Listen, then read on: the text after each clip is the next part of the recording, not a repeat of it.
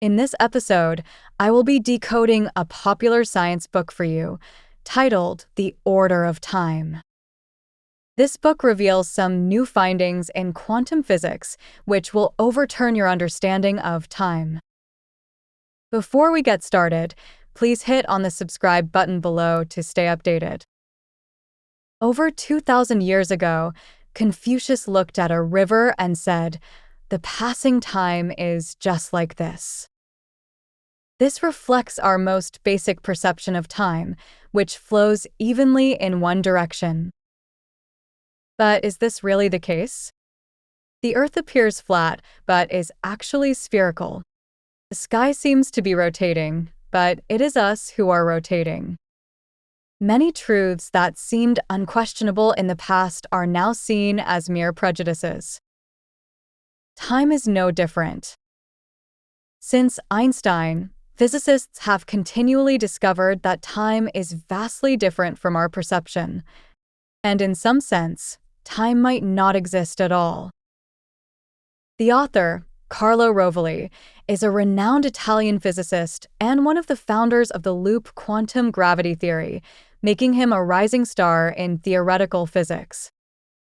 His other two popular science books on physics, 7 Brief Lessons on Physics and Reality is Not What It Seems, are highly acclaimed. Some even call him the next Stephen Hawking. Rovelli's research in loop quantum gravity is one direction of contemporary physics. Their goal is to solve a significant problem in theoretical physics, explaining gravity using quantum physics. During this process, they discovered that in the microscopic quantum world, time does not exist. Of course, this is a challenge contemporary physicists are working to solve. Rovelli didn't write this book to make you understand complex physical theories. He wanted to convey that modern physics has shaken many of our foundational and essential concepts. For instance, the idea of time, which seems indisputable in our world, is just a variable set by humans. Given this perspective, should we reassess our understanding of the world? In today's discussion, I will help you reevaluate time from 2 aspects. In the first part, we will see how modern physics research, particularly Rovelli's loop theory, has overturned our concept of time. In the second part, we will explore what the quantum world looks like without time. If time doesn't exist, why do we feel its passage? Part 1. Are you ready? Let's start and completely overturn our understanding of time. I want you to think about a question with me first. Suppose we are good friends, and I am right beside you. If you want to know what I am doing now, it's simple. You just look at me. But if I am in Sydney and you are in New York, you just make a phone call, right? But is what you see and hear from me truly what I am doing at this moment? Seeing me means you are receiving light from me, and light takes time to reach you, even if it's just a few nanoseconds. So, you're not seeing what I am doing right now, but what I was doing a few nanoseconds ago. If you call me from New York, my voice takes a few milliseconds to reach you, so you hear not my current voice, but my voice from a few milliseconds ago. This is easy to understand. Of course, you might say that we don't feel the difference of a few nanoseconds or milliseconds, so what's the point of discussing this? But what if I were on a distant planet, say Proxima b? Light from me to you would take 4 years. If you could see me through a telescope, you would only know what I was doing 4 years ago. The next question is, are the me from 4 years ago and you at this moment at the same point in time? Rovelli says no. This is what Einstein's theory of relativity tells us.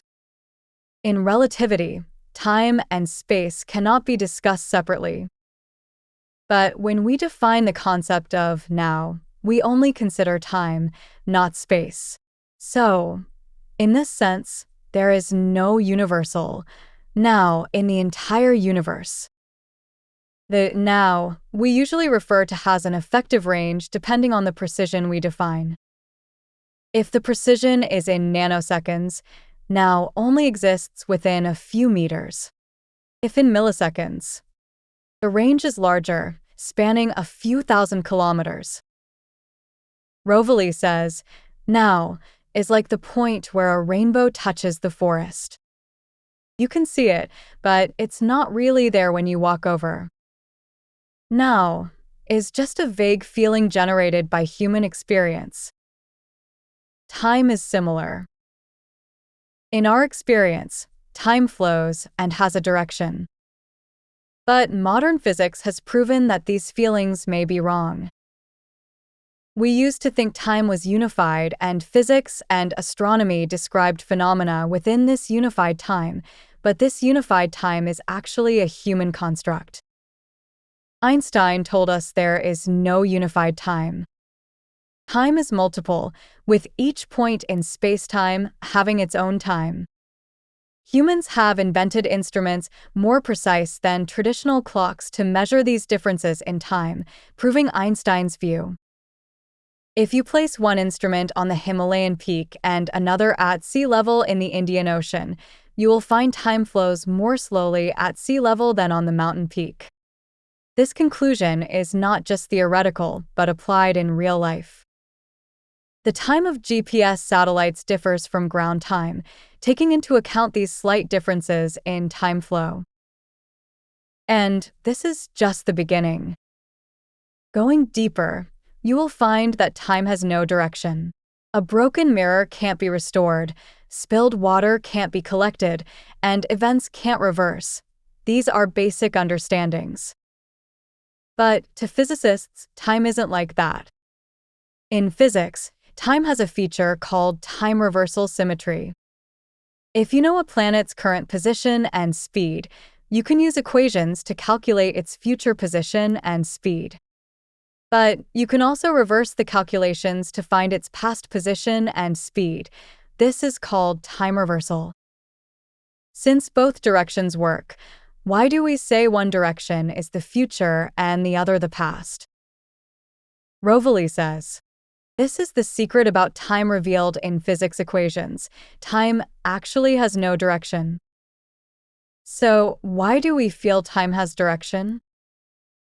Physicists believe the direction of time is related to heat.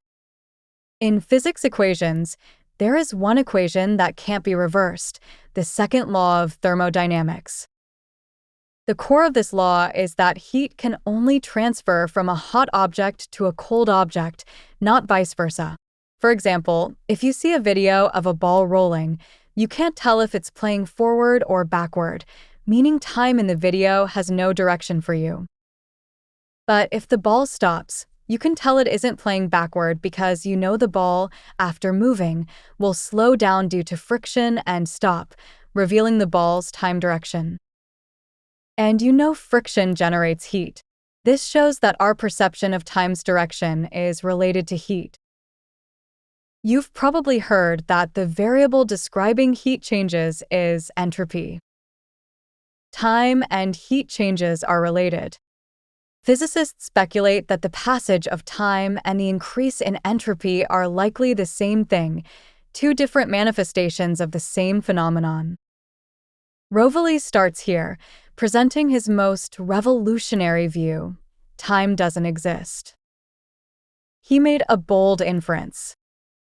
We know that increasing entropy means moving from order to disorder. Rovelli says that order and disorder are essentially subjective judgments, not objective phenomena, so there is no entropy increase in the universe, and thus no objectively existing time. This is hard to understand, so let's break it down step by step. First, why are order and disorder subjective judgments? Rovelli gives an example in the book. Suppose you have 4 playing cards, with 2 red cards followed by 2 black cards, and you think they are ordered. Then you shuffle the cards, the colors get mixed, and the cards go from order to disorder. But note that you think the change is from order to disorder because you focus on color. What if you focus on numbers? The same four cards going from 1246 to 6241 don't seem special to you. Shuffling just changes one disorder to another disorder. So, whether shuffling changes from order to disorder or from disorder to disorder depends on your subjective choice. In fact, if you consider all variables of the cards, color, number, and other factors, it's hard to say any change is from order to disorder. The universe is the same. The universe changes like shuffling cards, with variables much more complex than cards. Our belief that the universe is in a state of increasing entropy from order to disorder is likely because we chose specific variables to observe. Of course, this view is hard to prove experimentally. But Rovelli says that the findings of his loop theory can support this view. They found that from the quantum scale, quantum changes are completely irregular, with these quanta just appearing and disappearing. But from a human scale, quantum changes seem orderly. We can understand this as the human scale being fuzzy, ignoring many variables, while the quantum scale is absolutely precise, considering all variables. This shows that our observation of order is because at the human scale, we can only observe fuzzily, unable to see all variables. Indeed, we can only view the universe in a fuzzy way. In this situation, you feel certain arrangements are ordered, certain changes go from order to disorder, and there is entropy increase and time. Conversely, if we could achieve quantum-level precision, there would be no entropy increase, no time. So, there is no objectively existing time in the universe. As mentioned earlier, now is just a vague feeling generated by human experience, and time is likely also a vague feeling generated by human experience. Isn't this conclusion shocking? A feeling as clear and fundamental as the passage of time. Could it be because we cannot perceive all details of the world? Although Rovelli's conjecture has not been fully confirmed experimentally, his explanation fundamentally challenges our understanding of time and the world. This is like discovering the Earth isn't stationary but moving. Today, everyone knows the Earth is moving with irrefutable evidence. Part 2. By now, you must be curious about what a world without time looks like. Why does the passage of time feel so real to us? In the second part, we will explain these two questions. Let's follow Rovelli to a world without time. Rovelli says, no time doesn't mean everything is still. Even without time, there are still events, changes, and connections in the world. He means that regardless of the scale we observe, the only constant law is that the world is changing. The opposite of change is stillness. In our general understanding, objects are still, and events are changes. A stone is a typical object, while a kiss is a typical event. You can say that the stone will still be on the wasteland tomorrow, but you wouldn't ask where the kiss will be tomorrow. These are two completely opposite ways of viewing the world. Historically, many philosophers and scientists have tried to understand the world from a still perspective, seeing it as composed of objects. Plato, in his work Timaeus, depicted a still, precise, perfect world. Today we know Plato was wrong, largely because he chose the wrong direction, viewing the world as still. Rovelli says that all scientific progress tells us that understanding the world should be based on change, not stillness. Theories that reveal the truth, whether Newtonian mechanics or quantum mechanics, describe changes. Events happening, not what objects are like. This is the current approach in physics to understanding the world and approaching the truth. The quantum world is a constantly changing world. From the quantum perspective, the world is no longer composed of objects but events. What we understand as objects are just longer-lasting events in the quantum world. Think about it, the hardest stone is also changing. As we know now, the stone is a complex vibration of the quantum field. It can also be seen as an instantaneous force acting, a brief equilibrium before it returns to dust. This is the world depicted by loop theory. The world is not a wall of objects but a web of events, constantly transforming. Rovelli says this might not be the best acknowledged answer in academia, but it's the only self-consistent answer he knows. This principle isn't hard to understand for us. A cloud isn't an object. It's the condensation of water vapor in the air as wind blows over the mountain, a collection of events. And we ourselves? Humans aren't objects. We are complex processes of information, light, and language, nodes in a network of social relationships and emotional exchanges. We are collections of events. So, if time isn't a fundamental rule of the world, what is this thing we call time? What does my watch measure? What is this feeling of always moving forward, never going back? Einstein once said, late in his life, "For those of us who believe in physics, the distinction between past, present, and future is only a stubbornly persistent illusion." Many quote this because they think Einstein was discussing the nature of time in physics. But Rovelli says people misunderstood Einstein.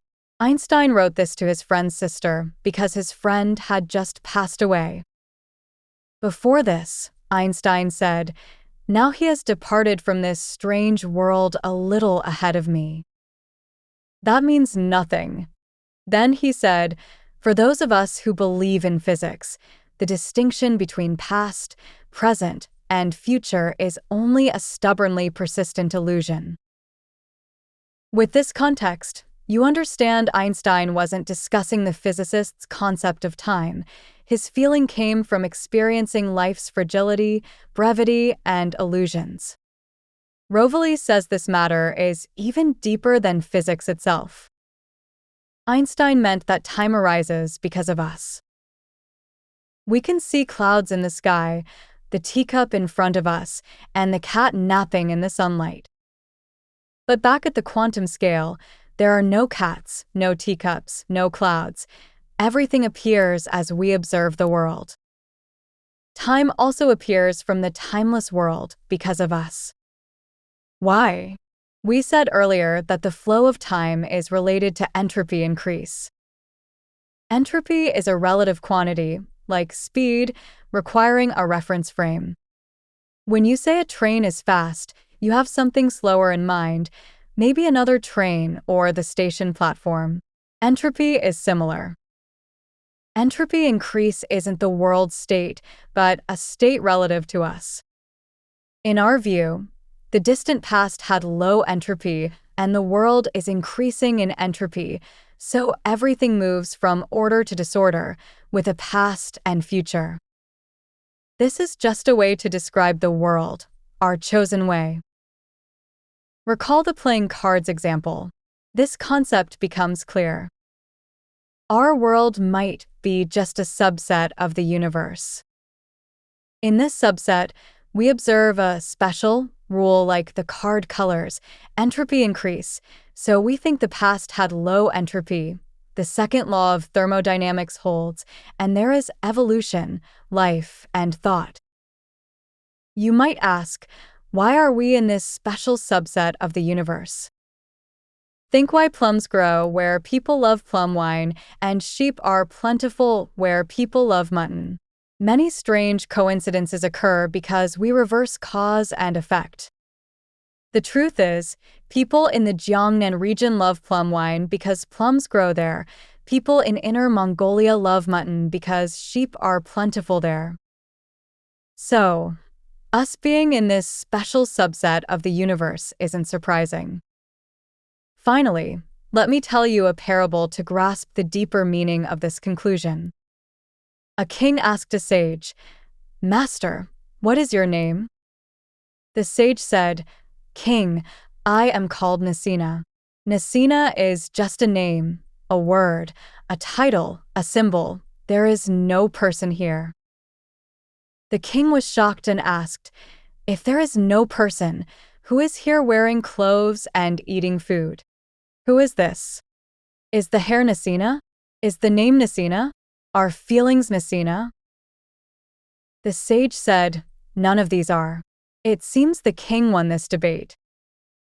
If these parts aren't Nasina, then Nasina must be something else, the person we generally understand to be here. But the sage rebutted, "Is a wheel a chariot? Is an axle a chariot? Is the chariot the sum of these things?" The king said, "The chariot is indeed both the whole of the wheels, axles, and other parts and their relations." Nasina 1. The name Nasina is just a collection of relationships and events. What constitutes a person's unity? Why do I feel today's me, yesterday's me, and tomorrow's me are the same person? Philosophers and psychologists tell us a crucial reason is memory. What is memory? Memory is combining information scattered across time, a way for the brain to process information. Latest neurobiological research finds that some basic structures in the brain record not instant phenomena, but processes of motion. When a ball appears in one position and then another, the brain doesn't receive two different signals but one signal. Like hearing a note, the brain combines the previous note with the current note to form a melody. The brain isn't taking photos, but shooting short videos. In the Disney movie Inside Out, this mechanism is vividly shown. In the movie, stored memories in your brain are segments, each a beautiful glass orb. Touching one plays the memory like a short video, inherently containing time. Rovelli's final conclusion on time is, time isn't a fundamental law of the world, but a variable that appears when humans observe the world from specific perspectives within specific subsets. Rovelli repeatedly quotes the advice given to Oedipus by the wise man in Oedipus Rex: "Stop. Do not investigate further, or you will find yourself." In this quest about time, we ultimately find ourselves. In conclusion, that's the end of our discussion of the order of time. Let's summarize. Contemporary physicists have completely overturned the concept of time. Time is neither uniform nor directional. In the microscopic quantum world, it doesn't even exist. Time is not a fundamental law of the world, but a variable that appears when humans observe the world from specific perspectives. To illustrate his point, ignored much theoretical complexity. Indeed, this book is not a rigorous physics treatise, but perhaps a book to inspire philosophical thinking from a physics standpoint. It will prompt you to think about the nature of time and how we understand the world. At the end of the book, Rovelli writes, "I am not the body lying on the sofa typing the letter A on the computer. I am my thoughts. I am my passions, my despair. I am the person who made a cup of tea a minute ago, the person who just wrote this sentence. If all this disappears, am I still here? My life is made of this. We are stories.